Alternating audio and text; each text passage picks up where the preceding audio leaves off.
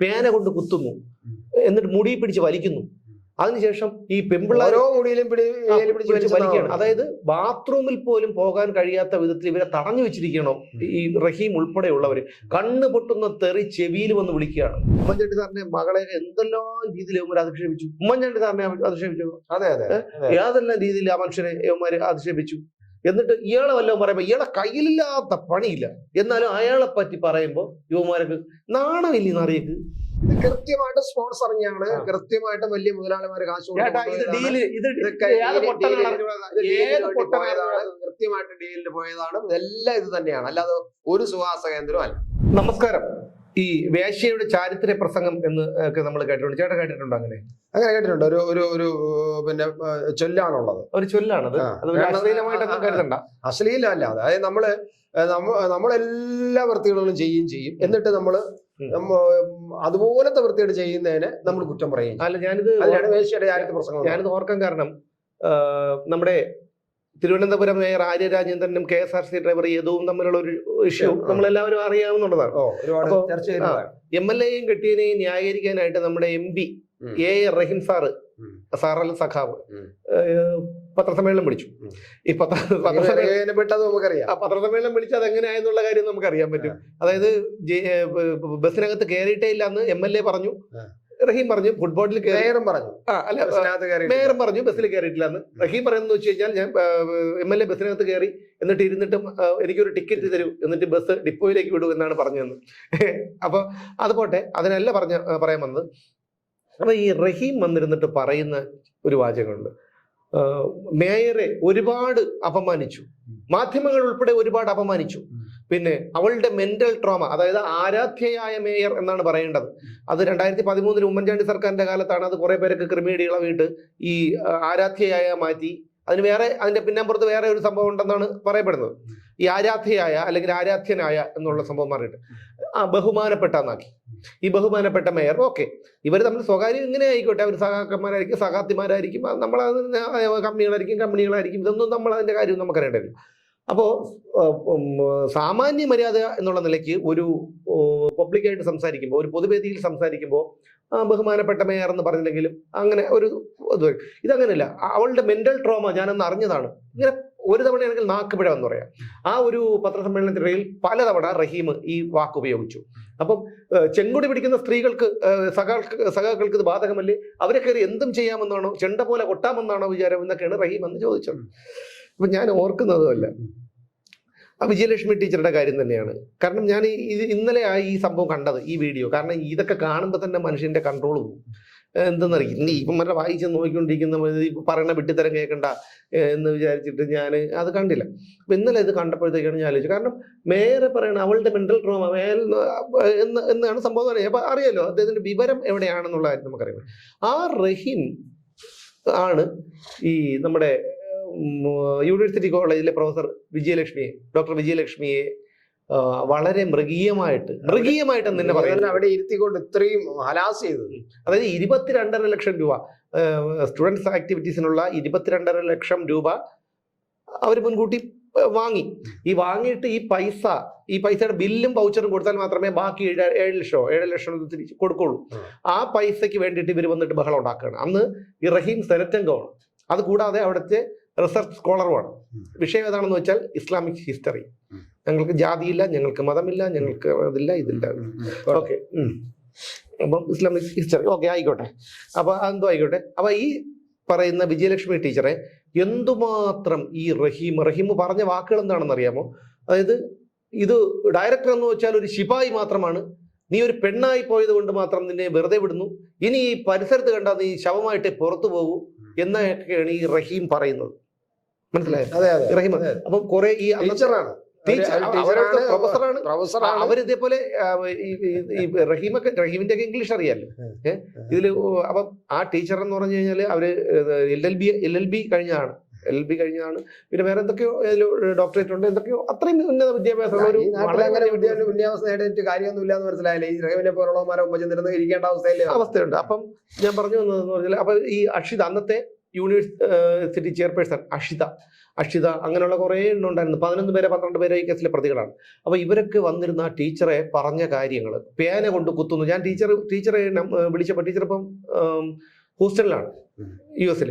അപ്പം ഈ ഹൂസ്റ്റണിലാണ് 2 വർഷത്തെ ലീവ് എടുത്തിട്ട് ടീച്ചർ അവിടെ ജോലിക്ക് വേണ്ടി പോയിരിക്കുകയാണ്. ഇവിടെ ഇത് ആർക്ക് സഹിക്കാൻ പറ്റും?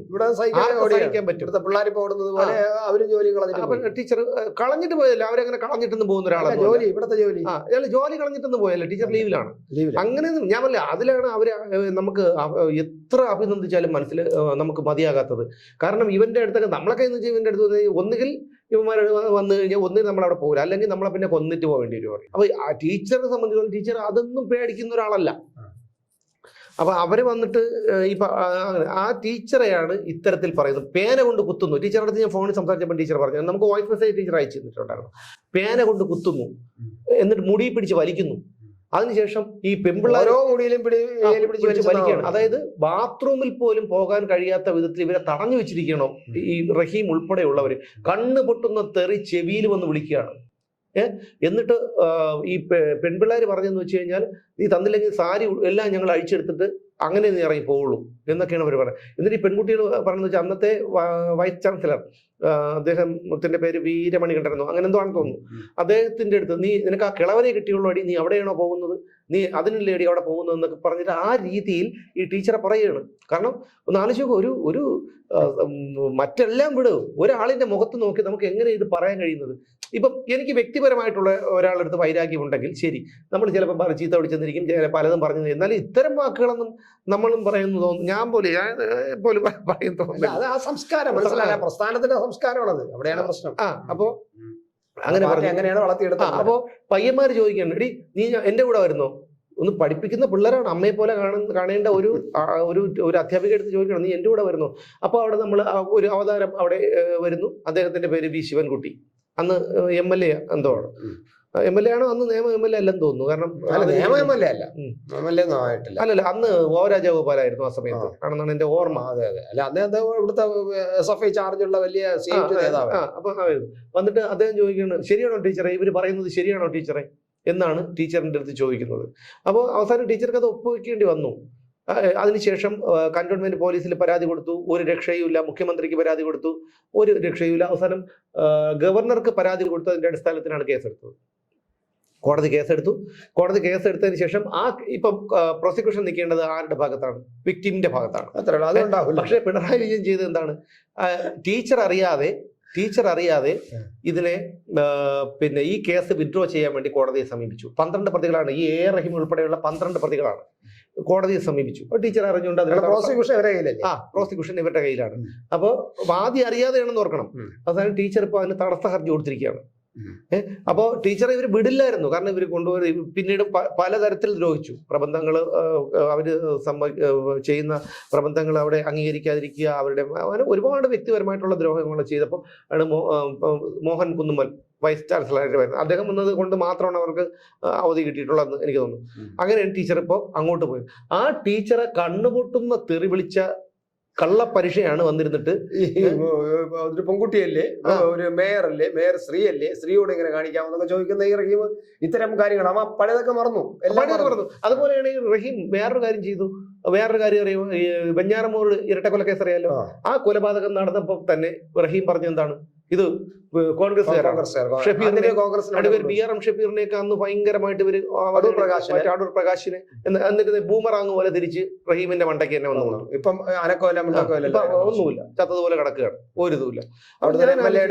മകന്റെ അടുത്തേക്കാണ് കാര്യങ്ങൾ MLA മകന്റെ അടുത്ത് എത്തിയപ്പോ ഈ കാര്യങ്ങളൊന്നും ആർക്കും വേണ്ട. റഹീമിന്റെ പക്ഷത്ത് ഉണ്ട് കേസുകൾ. അങ്ങനെയാണ് ഇപ്പൊ അതെല്ലാം ഉണ്ടാതിരിക്കുന്നത്. അല്ല, അത് എന്തിന്റെ പേരിലായാലും ചേട്ടാ, എങ്ങനെ ഒരു മനുഷ്യന് വന്നിരുന്നു ഇത് കണക്ക്? ഇത് പച്ചയ്ക്ക് പറഞ്ഞാൽ ഇതിന് പറയേണ്ട വാക്ക് വേറെയാണ്, പക്ഷെ ഇതിവിടെ പറയാൻ വയ്യ.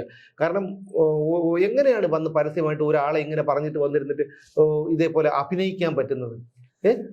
ആ പ്രസ്ഥാനം ഞാൻ പലപ്പോഴും പറഞ്ഞിട്ടില്ല, അതിന്റെ അടിസ്ഥാനപരമായിട്ട് അതിന്റെ വളർച്ച ബേസിൽ നിന്ന് വരുന്ന SFI എന്നുള്ള സംഘടനയിൽ നിന്ന് വരുന്ന ആ ഒരു സംഘടനയുടെ ഒരു രീതി അതാണ്. അവരങ്ങനെയാണ് പഠിപ്പിച്ചെടുക്കുന്നത്. അവർക്ക് ഈ മറ്റ് ഈ എന്താ പറയാ, നമ്മുടെ പൊളൈറ്റ്നെസ്, ഒരു സമൂഹത്തിൽ എങ്ങനെയാണ് പെരുമാറേണ്ടത്, എങ്ങനെയാണ്, അങ്ങനെയൊന്നും അവർക്കില്ല. പുറത്ത് എങ്ങനെ ആരും നമ്മളെ എങ്ങനെ വിലയിരുത്തും? അതൊന്നും ഇല്ല. നമ്മൾ പറയുന്നതാണ് ശരി, നമ്മുടേതാണ് ശരി. ആ നമ്മുടെ ശരിയിൽ ഉറച്ചു നിന്നുകൊണ്ട് നമ്മൾ പറയുന്നത് മാത്രമേ ശരിയുള്ളൂ, മറ്റാർക്കും ശരി പറയാൻ അറിഞ്ഞുകൂടാ എന്ന് പറഞ്ഞ് മുന്നോട്ട് പോകൊണ്ട് അവരങ്ങനെ പഠിപ്പിച്ചു വിടുകയാണ്. സ്വാഭാവികമായിട്ട് അവരങ്ങനെയാണ് തലച്ചോറ് കയറുന്നത്. അങ്ങനെയാണ് അവർ ഇങ്ങനെയായി പോകുന്നത്. മറ്റുള്ളവർ പറയുന്നതിനെ അംഗീകരിക്കാത്തതും മറ്റുള്ളവരെ നിഷേധിക്കുന്നതും. ഈ SFI നേതാവ് പറഞ്ഞപ്പോൾ ടീച്ചറെ അങ്ങനെയല്ലേ ഡി എന്ന് ചോദിച്ചുകൊണ്ട് അവരെ ഈ മോശമായ വാക്കുകൾ ഉപയോഗിച്ചുകൊണ്ട് പ്രയോഗം നടത്തുന്നത് എന്തുകൊണ്ടാണ്? ഇയാൾ പറഞ്ഞതാണ് ശരി, നേതാവ് പറഞ്ഞതാണ് ശരി, റഹീം പറഞ്ഞതാണ് ശരി, മറ്റേ തെറ്റാണ് എന്ന് ഇവർ പഠിച്ചു. അല്ല, ഇവർ ആദ്യമായിട്ടൊന്നുമല്ല ഇവർ ചെയ്തത്. കാരണം ഉമ്മൻചാണ്ടിയുടെ മുഖ്യമന്ത്രിയുടെ സമയത്താണ് ഗൺമാൻ സലീം രാജിന്റെ ഒരു കേസ് വരുന്നത്. അന്ന് അദ്ദേഹത്തിന് വളരെ വ്യക്തിപരമായിട്ട് ഇവന്മാരൊക്കെ കാണിച്ചത്, ഇന്ന് വീണ ഇത്രയും മാസപ്പടിയും ഇതുപോലുള്ള എല്ലാം കാണിച്ചു വെച്ചിട്ട് വീണയെ പറ്റി പറയുമ്പോൾ മുഖ്യമന്ത്രിയുടെ മകളായതുകൊണ്ടാണോ അങ്ങനെ? ഇതാണ് ഇവന് ഉളുപ്പില്ലെന്നുള്ളതാണ്. അന്ന് മുഖ്യമന്ത്രി ഈ പറയുന്ന ഉമ്മൻചാണ്ടി സാറിന്റെ മകളെ എന്തെല്ലാം രീതിയിൽ ഇവന്മാർ അധിക്ഷേപിച്ചു. ഉമ്മൻചാണ്ടി സാറിനെ അധിക്ഷേപിച്ചോ? അതെ അതെ, ഏതെല്ലാം രീതിയിൽ ആ മനുഷ്യനെ ഇവന്മാര് അധിക്ഷേപിച്ചു. എന്നിട്ട് ഇയാളെ വല്ലതും പറയുമ്പോൾ ഇയാളെ കയ്യിലില്ലാത്ത പണിയില്ല, എന്നാലും അയാളെ പറ്റി പറയുമ്പോൾ യുവമാർക്ക് നാണമില്ല അറിയക്ക്. അല്ല, എനിക്ക് തോന്നുന്നു അവരെ, ഞാൻ പറയില്ലേ, അവർക്ക് ഇത് ഞാൻ പലപ്പോഴും ആലോചിച്ചിട്ടുണ്ട് ഇവർക്ക് ഇത് എങ്ങനെ. പക്ഷെ അവർക്ക് അവരുടെ തലച്ചോറിൽ എന്തൊക്കെയോ മറ്റു പല കാര്യങ്ങൾ ഞാൻ പുറ്റെന്ന് ഞാൻ പലപ്പോഴും പറയില്ല. പുറ്റല്ലേ, പുറ്റെന്നും പറയാൻ പറ്റൂല. അങ്ങനെ ആയിപ്പോയി അവര്. കാരണം അവർക്ക് പൊതു കാര്യങ്ങളിൽ അത്ര വിശാലമായിട്ട് ചിന്തിക്കാൻ നോക്കണം. അവരുടെ ആ വളയത്തിനകത്ത് നിൽക്കുന്നതുകൊണ്ടാണ്. പക്ഷെ ആ വളയത്തിൽ നിന്ന് പുറത്ത് ഇറങ്ങി വന്നിട്ട് ആ വളയത്തിലേക്ക് നോക്കുന്നവർ അന്തം വിട്ടു വേണം. അയ്യോ, അതിനകത്ത് നടന്നതല്ല ഇങ്ങനെയാണല്ലോ എന്ന് അന്തം വിട്ടു വേണം. അപ്പൊ നമ്മളൊക്കെ ആ വളയത്തിൽ നിന്ന് വിട്ടിട്ട് പുറത്തിറങ്ങി വന്നപ്പോഴാണ് നമുക്ക് സ്വതന്ത്രമായിട്ട് ഈ ലോകത്തെ കാണാൻ കഴിയുന്നത്. ഒന്നാമത്തെ കാര്യം വേറൊന്നാണ്. കാരണം ഇപ്പൊ തന്നെ കണ്ടില്ലേ, 1000 പേരെ പിൻവാതിൽ കൂടി തിരികെ കയറ്റാൻ പോവുകയാണ്. 1000 പേരെ, 1-2 പേരെ. പിന്നെ ഞാൻ അറിഞ്ഞത് അത് കയറ്റുകയും ചെയ്യും. അതുപോലെ തുറമുഖത്തില് പാർട്ടി ലിസ്റ്റ് കൊടുത്തിട്ടുള്ളതാണ് അറിയാൻ കഴിഞ്ഞിട്ടുള്ളത്. കാരണം അതാണെങ്കിൽ ലിസ്റ്റ് കൊടുത്തിട്ടുള്ളത്. കാരണം ഇവന്മാര് എല്ലാ സ്ഥലങ്ങളിലും അന്തം കമ്മികളെ തിരികെ കയറ്റും. അപ്പൊ ഈ ജോലി പോകാതിരിക്കാൻ വേണ്ടിയിട്ട് ഈ ജോലി കിട്ടുന്നവർക്ക് ഈ എന്ത് പറഞ്ഞാലും അവന്മാർ എന്ത് പറഞ്ഞാലും ഇരിക്കാൻ പറഞ്ഞാൽ കിടക്കണം. ആ ഒരു അവസ്ഥയിൽ ഈ അന്തം കമ്മികളെത്തും, ജോലി കിട്ടിയ അന്തം കമ്മികളെത്തും. അപ്പൊ എന്ത് ചെയ്യും? സർവ്വ മേഖലകളിലും യുവമാരാവും. അതായത് നേരാൻ വണ്ണം അക്ഷരം എഴുതാൻ അറിഞ്ഞുകൂടാത്തവരെല്ലാം ഇതേപോലെ സ്ഥലങ്ങളിൽ കയറിയിരിക്കും. പിന്നെ ഇവിടെ എന്താണ് സംഭവിക്കുന്നത് നമുക്ക് എല്ലാവർക്കും അറിയാന്നുള്ളതാണ്. അപ്പൊ അതുകൊണ്ട് ആ ഒരു സ്ഥിതിവിശേഷമാണ് ഇനിയിപ്പോ വരാൻ പോകുന്നത്. എല്ലാ സ്ഥലങ്ങളിലും യുവമാരാണ്. പിന്നെ ഞാൻ പറഞ്ഞല്ലോ, ഇതൊരു ഇവർക്കറിയാം തെറ്റാണ് എന്ന് അവർക്ക് തന്നെ അറിയാം. തെറ്റാണെന്ന് അറിഞ്ഞുകൊണ്ട് തന്നെയാണ് ഈ പേപ്പട്ടി വിഷം, പേപ്പട്ടി കടിച്ചു കഴിഞ്ഞാൽ വിഷം എവിടെയാണ് കേൾക്കുന്നത്? തലച്ചോറിൽ. അതുപോലെയാണ് കമ്മ്യൂണിസം. പിടിച്ചു കഴിഞ്ഞാൽ തലയ്ക്ക് പിടിക്കും. ഒരു രക്ഷയുമില്ല. പറയുന്നത് എന്താണ്, ചെയ്യുന്നത് എന്താണ്, മുമ്പിലുള്ളത് ആരാണ്, ഒരു ബോധവന്മാർക്കില്ല. അത് മാത്രമേ ഉള്ളൂ ശരി, വേറെ ഒന്നും ശരിയില്ല. ഇപ്പൊ തന്നെ ഞാൻ പറയാം, പിണറായി വിജയൻ, AK ബാലൻ പറഞ്ഞിരിക്കുന്നു, പിണറായി വിജയ എന്ന് പറഞ്ഞ് ഒന്ന് വിളിച്ചു കഴിഞ്ഞാൽ കേൾക്കാന്നുള്ള ദൂരത്തിലാണ് അയാളിക്കുന്നത്. അയാൾ ഇവിടെ ആരെങ്കിലും ദൈവമേ ഇങ്ങോട്ട് വരരുതേ എന്നാണ് എന്റെ പ്രാർത്ഥന. അല്ല, ദൈവത്തിന് പോലും വിശ്രമിക്കാൻ ദൈവം ഇവനൊക്കെ ഞാൻ സത്യം പറയുന്നത് വല്ലാത്ത ഒരു വിശ്രമിക്കാനുള്ള അവസരം ഉണ്ടായിരുന്നു. പിന്നെ എന്തുകൊണ്ട് പിണറായി വിജയൻ വിശ്രമിച്ചുകൂടാണ്? എന്തൊരു അല്ല. പിന്നെ ശിവൻകുട്ടി പറഞ്ഞെന്ന് വെച്ചാൽ അദ്ദേഹത്തിന് പോകാനുള്ള അവിടെ പോകാനുള്ള ആസ്തിയുണ്ട്. പിന്നെ പണ്ടത്തെ തറവാടെന്ന് പറഞ്ഞു കഴിഞ്ഞാൽ തറവാട് പിണറായിലെ തറവാട് ഭയങ്കര പേര് കേട്ട തറവാട്. ആന എന്ന് പറഞ്ഞു കഴിഞ്ഞാൽ ഇഷ്ടം പോലെ കുഴിയാന. ഇത് കൃത്യമായിട്ട് സ്പോൺസറിങ്ങാണ്, കൃത്യമായിട്ട് വലിയ മുതലാളിമാര് കാശ് കൃത്യമായിട്ട് ഡീലിന് പോയതാണ്. ഇതെല്ലാം ഇത് തന്നെയാണ്, അല്ലാതെ ഒരു സുവാസ കേന്ദ്രവും അല്ല. ഈ ഭവനും മോളിയുടെയും പിറകെ ഒരു കക്ഷി കിടക്കും. ആരെന്ന് ഞാൻ പറയുന്നില്ല. അതുപോലെയാണ് ഇപ്പൊ ഗണേശൻ പോയിക്കുന്നത്. ഗണേശൻ ഉണ്ടോ പോയോ? ഇന്തോനേഷ്യയില്. അപ്പൊ ഇന്തോനേഷ്യയൊന്നും ആരും കൈവയ്ക്കാത്തതാണ് പുള്ളി കൈവയ്ക്കുന്നത്. ഇനി അയാൾ പോകാൻ 256 രാജ്യങ്ങളുണ്ടല്ലോ ലോകത്ത് മൊത്തമുള്ള. അതാണ് സിംഗപ്പൂരില് എന്തായാലും അത്യാവശ്യ കാര്യങ്ങളൊക്കെ സാധിച്ചു കഴിഞ്ഞു. അപ്പൊ ഇനി ഇന്തോനേഷ്യയിൽ അല്ല ചേട്ടാ, ഇതില് എന്തായാലും ഗണേഷിനെ ഒന്നിലും ഇയാൾ പാർട്ണർ ആക്കൂല. കാരണം ഗണേഷിന്റെ സ്വഭാവം അങ്ങേരാണ് കള്ളന് കഞ്ഞി വെച്ചവരാണ്. അതുകൊണ്ട് ഗണേഷിന്റെ സ്വഭാവമൊക്കെ അറിയാന്നുള്ളത് കൊണ്ട് ഗണേഷിന് ഇതിലൊന്നും പാർട്ണർ ആക്കൂല. പക്ഷെ എന്റെ സംശയം ഇതില് എന്തോ ഒരു ഡീലിനാണ് പോയിട്ടുള്ളത്. കാരണം വേറൊരു കാര്യം കൂടെ നമ്മൾ ശ്രദ്ധിക്കേണ്ടത്, അവരുടെ സ്ഥിരം ആളുണ്ടല്ലോ, ഭരണം പിടിക്കാൻ ഉപയോഗിച്ച ഒരു ആള്, ഭരണം പിടിക്കാൻ ഉപയോഗിച്ച ഉമ്മൻചാണ്ടിക്കെതിരെ ആ ആള് പോയിട്ടുണ്ടോ, കേരളത്തിലുണ്ടോ എന്ന് അറിയണം. കാരണം ഇവിടെയൊക്കെ വെച്ചാണെങ്കിൽ പത്രക്കാരോ ആരെങ്കിലും ഒക്കെ കാണും. എങ്ങനെയെങ്കിലും പുറത്തറിയുമെന്നറിയാം. അതുകൊണ്ട് ആ കക്ഷിയും അങ്ങോട്ട് പോയിട്ട് വളരെ നേരത്തെ പോയി കാണുമെങ്കിലും ആ കക്ഷി നേരത്തെയോ അല്ലെങ്കിൽ വേറെ ഏതെങ്കിലും രാജ്യങ്ങൾ വഴിയോ ഒക്കെ പോയിട്ടുണ്ടോന്നറിയാം. കാരണം ഗണേശൻ പോയത് കൊണ്ടാണ് അതിനെക്കുറിച്ചൊരു സംശയം.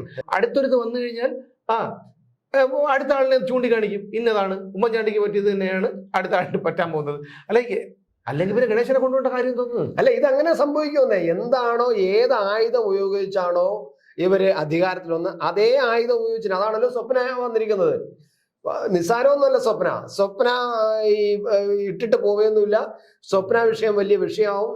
എന്റെ കണക്കൂട്ടല് അതൊക്കെ ഒരു കാലഘട്ടത്തിൽ ക്ലച്ച് പിടിക്കാൻ സമയത്തുണ്ട്. ബി ജെ പിയുടെ ഒരു തന്ത്രം കൊണ്ട് മാത്രമാണ് ബി ജെ പിയുടെ അന്തർധാര കൊണ്ട് മാത്രമാണ് ഇങ്ങനെ നിൽക്കുന്നത്. പക്ഷെ അവര് പറയുന്ന കാര്യങ്ങളൊക്കെ തിരിച്ച് ഇവർക്ക് അടിക്കും. എന്താണോ അവര് ഈ പറയുന്ന പോലെ സ്വപ്ന സുരേഷ് എന്ന് പറഞ്ഞാൽ അങ്ങനെ അവർ വിട്ടുകൊടുക്കുന്ന ആളൊന്നുമില്ല. അവരുടെ വാക്കുകളിലുണ്ട് അവർ പറയുന്നതെല്ലാം സത്യമാണെന്ന് വേറെ ഒരു എവിഡൻസും വേണ്ട. പിണറായി വിജയൻ പറയുന്നതും പിന്നെ സ്വപ്ന സുരേഷ് പറയുന്നതും തമ്മിൽ ഒരുപാട് വ്യത്യാസമുണ്ട്. സ്വപ്ന സുരേഷിന്റെ ഇപ്പൊ ഞാൻ കള്ളം പറയുകയാണെങ്കിൽ നമുക്ക് അറിയാൻ പറ്റും, കള്ളം പറയണമെന്നുണ്ടെങ്കിൽ ആ ഒരുമാതിരിപ്പെട്ട ആൾക്കാർക്കൊക്കെ അറിയാം, ആര് പറഞ്ഞാലും. അതുപോലെ പിണറായി വിജയൻ പറയുന്നത് കള്ളമാണോ സ്വപ്ന സുരേഷ് പറഞ്ഞത് കള്ളമാണോ ജനങ്ങൾക്കറിയാം. അപ്പൊ അതുകൊണ്ട് ഇതൊന്നും എവിടെ തിരിച്ചടിക്കില്ല. കാരണം BJP സർക്കാരും BJP അല്ല ഇനി അടുത്ത ഇനിയിപ്പോ ഇന്ത്യ സഖ്യം അത് അധികാരത്തിൽ വരില്ല, അത് വേറെ. എന്നാൽ പോലും പിണറായി വിജയന്റെ ഒരു രോമം പറിക്കില്ല, അത് ഉറപ്പായിട്ടുള്ള കാര്യമാണ്. കാരണം ഇവിടെ BJP നമ്മളെ പറ്റിച്ചുകൊണ്ടിരിക്കുകയാണ്. ഞാൻ ഇത് പലപ്പോഴും പറയുന്നുള്ളത് പോലെ BJP നമ്മളെ പറ്റിച്ചുകൊണ്ടിരിക്കുകയാണ്. ഇതൊന്നും നമുക്ക് വേറെ ഇനി മാർഗമൊന്നുമില്ല. അപ്പൊ അതുകൊണ്ട് ഈ പറഞ്ഞു വന്നത് അതുപോലെ ഒരു വിഷയം വന്നത് വേറൊരു വിഷയം വേറൊരു വിഷയത്തിലേക്ക് നമ്മൾ എത്തിയിരിക്കുന്നു. അപ്പൊ അതുകൊണ്ട് എന്തായാലും കാരണഭൂതൻ പോയതോടുകൂടി പിന്നെ അവിടുത്തെ ഇന്തോനേഷ്യയിലെ അഗ്നിപർവ്വതം പുകഞ്ഞു തുടങ്ങി. പൊട്ടട്ടെ എന്ന് ആശംസിച്ചുകൊണ്ട് നിർത്തുന്നു. വീണ്ടും കാണാം അടുത്തൊരു വാർത്തയിലൂടെ നാളെ.